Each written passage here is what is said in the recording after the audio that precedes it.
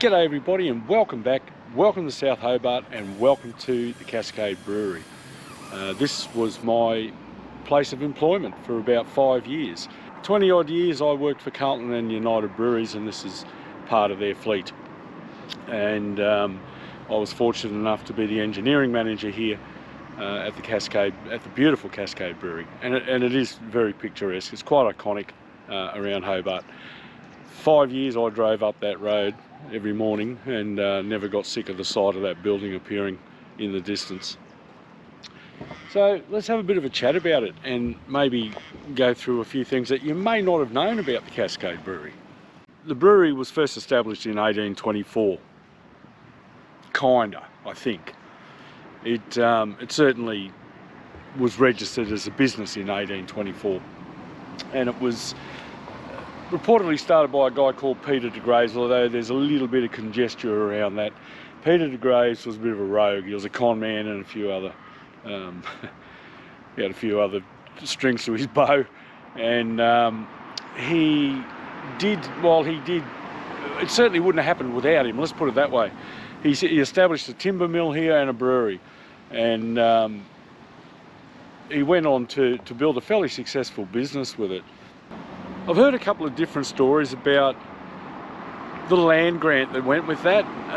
There's some story that he was in dispute with a fella called Murphy over the water rights and land that was already owned. Was in and out of court a few times. Eventually I think de Graves won. The other thing I heard when I first came here was by people at the brewery that the initial land grant for de Graves for the brewery was a total of 2,000 acres, and it included Mount Wellington because he desperately wanted to secure that water supply from the rivulet. In fact, I think during the dispute with Murphy's, he dammed the rivulet and starved Hobart of water during his ongoing court battles. But be that as it may, the reality is that, you know, he established a pretty good bloody business here, and it ended up employing, I think at its peak, about 600 people. There's a lot less here now. The facade remains the same. So I'm standing in front of an area that we used to call the yard, because there was a time when it was an open air space, it wasn't under roof, and the yard contains the draft beer line, the keg line. So there's a little office here that now contains the fire control panel, etc. Couple of pillars on the entrance to the yard, and interestingly you'll see a couple of cannons in the ground. They are real. They have been disabled. They are registered on some armament register somewhere. But the purpose of those was to stop the wagons from getting too close and tearing the barrels open on the sandstone pillars. The wheels of the wagons would clip the cannon and make sure that they were within the specs of getting through the gate. You'll notice a couple of beer barrels also up on top of the columns. Those guys are made of sandstone as well. And the bell used to be rung for Beero. So what was Beero? Beero was a time every day where they would ring the bell and the employees had 15 minutes or something to jam however much beer down their throat that they could get.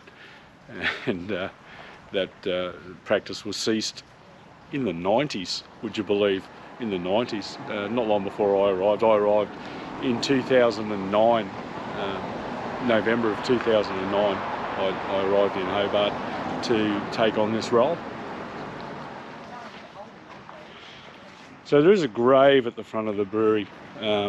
It's nothing suspicious about it at all. It was a former worker here, John Syme, and when the cemetery was being closed, they asked everyone, if family members, if they wanted to relocate headstones. The request was put into the brewery and accepted, and here lies his headstone. The building behind me is currently the administration building. It used to be a maltings floor where they would spread the barley, the malt out on the floor to dry. They had big malt shovels and they would shovel it in. So it had a perforated floor and was heated from underneath. And yeah, that's where the guys used to shovel out the malt. So Cascade Brewery, when I first started here, had a lot of provenance. So we had a maltings that was fully functional, and we would use local barley and all locally sourced products. The hops are grown out at around Bushy Park area. They still use some. A lot of it's imported now. There was a point where CUB was bought by an international company, and they decided that the maltings wasn't core business and they were going to close it. I don't understand that decision, but I'm not here to argue that politics. The reality is that the maltings was in a sad state of disrepair. It had been neglected for quite some time. Over the years, the Cascade Brewery, while it was part of CUB, was never one of their big flagship breweries, so it tended to suffer a little bit in terms of funding. And I think they were a little bit afraid to put their hand up for the amount of money that it would have required to get it up to speed, for fear of them saying, oh look, it's not worth it, we'll shut the brewery. So yeah, so that's the administration building. The malting still stands. It's mostly used for storage nowadays. They import the barley. They did try to outsource it in Tasmania, in the north of the state, but it hasn't been all that successful. So they get it in from the mainland and also from New Zealand. They still have the silos up the road where they obviously transfer the grain inside the old maltings building, but all the steeps and the kiln and everything else that used to be used is no longer there. It's all been decommissioned and or removed. Behind me is the Cascade Beverages Company on the other side of the road to the brewery, and that's part of this operation as well. And there's also a very beautiful old house over there that used to be the head brewer's residence back in the day. It's now a function centre. In fact, that's where my wife and I got married. It's quite a popular venue with tourists, and they run brewery tours from that venue as well. So the Cascade Beverage Company made non-alcoholic beverages. Oh, I take that back.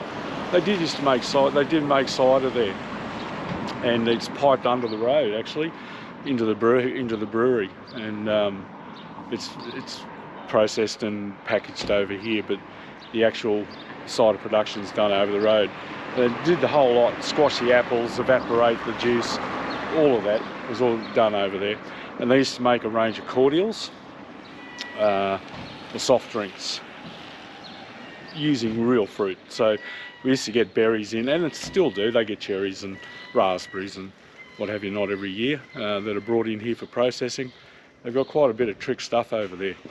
When I was here, the head brewer was a guy by the name of Richard Badcock, and he's a mate of mine. You might, if you follow this channel, you may have seen him a few times. Very clever man, and has a lot of knowledge that this company sadly let go. And Richard and I both fell victim to an old fart log jam. The business that bought CUB had a very different view on how they run things, and they got rid of all the knowledge. Let's just go with that. They do have a very high turnover of graduates, very high management turnover now. Whereas once upon a time there was continuity and knowledge was passed on, and now they're not here long enough. So it all gets forgotten. And they all want to come in and change the world, and they want to reinvent the wheel. But this brewery's nearly 200 years old.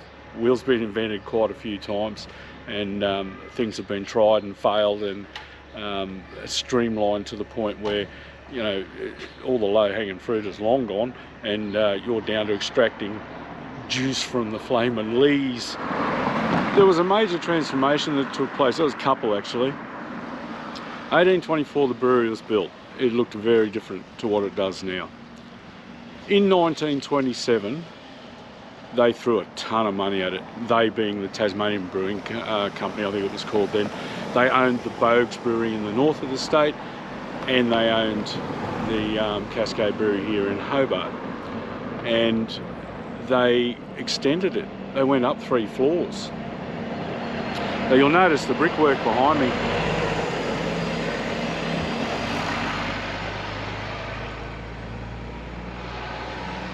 Lots of people around. You notice the brickwork behind me changes. There's coarse sandstone for the first part of the building, and then the sandstone gets smooth, and that is the extension. And also the columns at the front of the building that were erected as part of that extension. This building is actually built on a bloody fault line about 200 metres deep, or 200 metres or 200 feet, I can't remember which now. But it's never given us any problems, but it's there. So yeah, they built the extension in 1927, and along with that came a brand spanking new brew house, which really saw them being able to up their volumes. That brew house still exists, so it's still a 1927 brew house. And while it is a mainstream brewery, it's very much a craft brewery. So all of the brews are weighed and measured by hand. All of the ingredients are put into the vessels by hand. The whole thing is a handmade process. It's they're good enough at it that they get repeatability, but the reality is that it's as much a craft brewery as any craft brewery.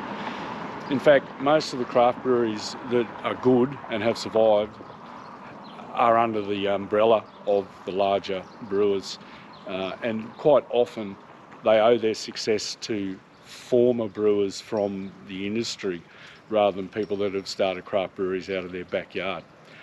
I have been to lots of craft breweries. We used to go sticky beaking at them in Victoria when I'd travel to the Abbotsford Brewery.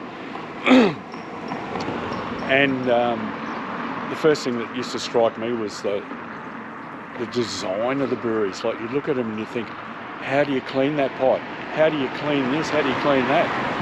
Because the way they lay them, they haven't got a clue. They're not brewers. They're backyard guys that have built these craft breweries. And the base product is often that poor that they just throw hops at it to try and cover that flavour.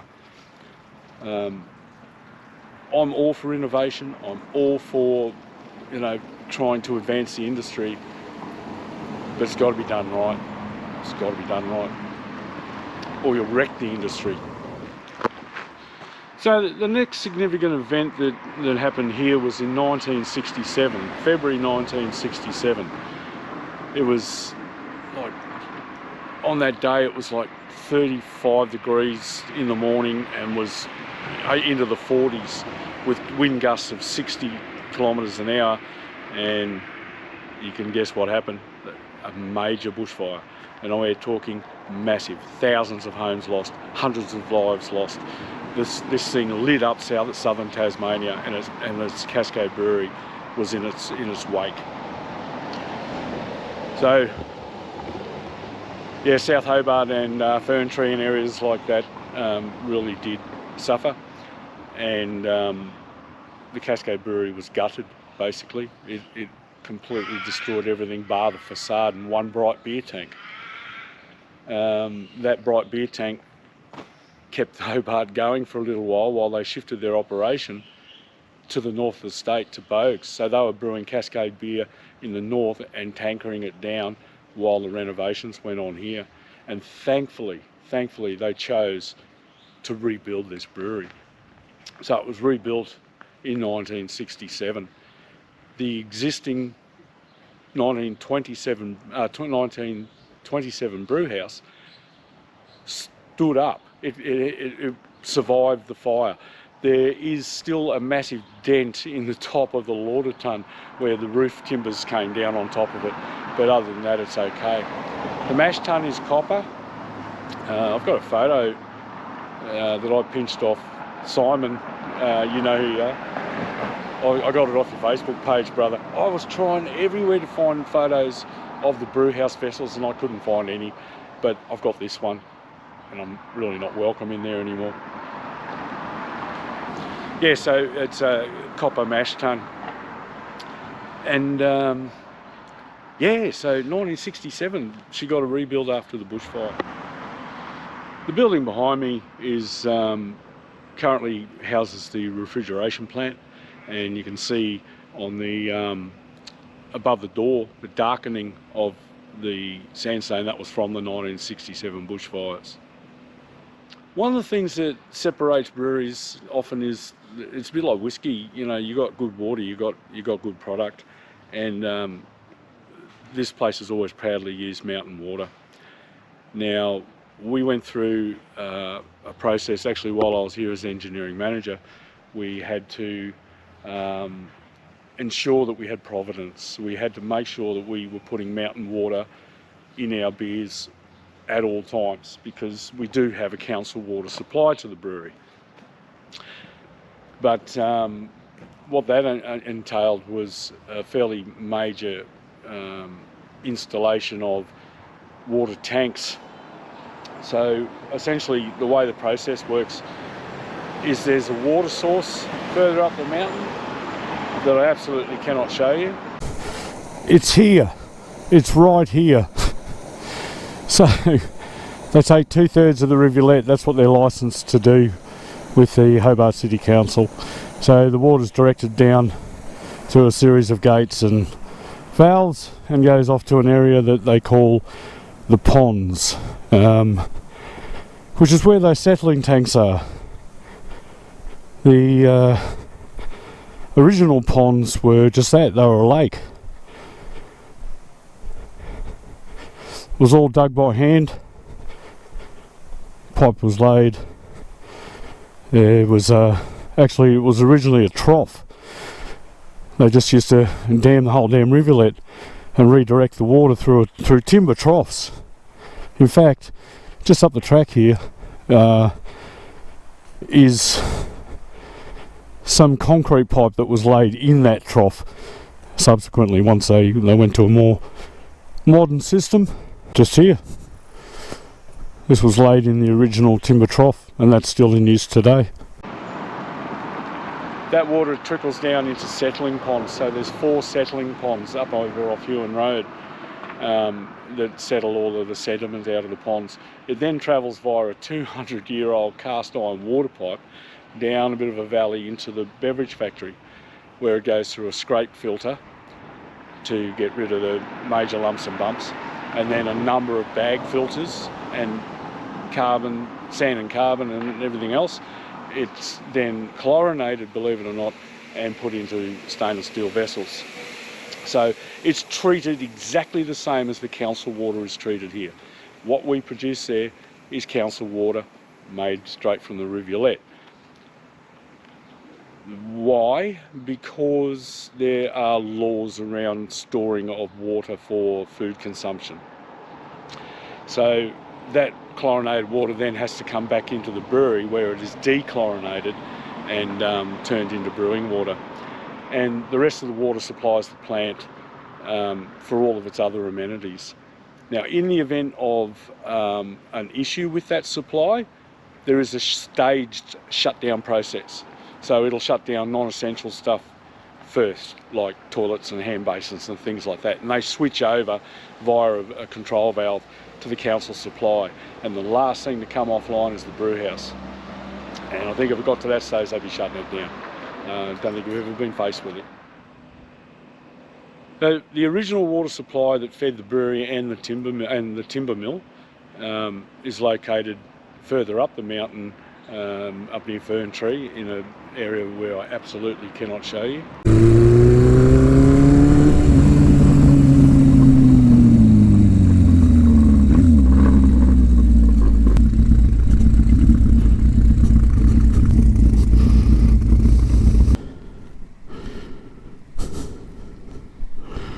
It's there. It's right there. So that's the original brewery water supply, the Cascades at South Hobart, and there's the remnants of the 200-year-old cast iron water pipe. But that's where the brewery got its name from, the Cascades. The Cascades in the rivulet up the road there, and the brewery depicts that cascade on the front of the Cascade Lager labels and cans. So if you've ever seen one of the blue cans, the picture on the front of it is the Cascades, where the original water supply came from. So I hope you enjoyed our little outing to the Cascade Brewery. If you're in Hobart, make sure you stop in and have a look. Thanks for watching. Don't forget to like, subscribe and comment, and I will catch you next time on Andy's Motorcycle Obsessions. Bye for now.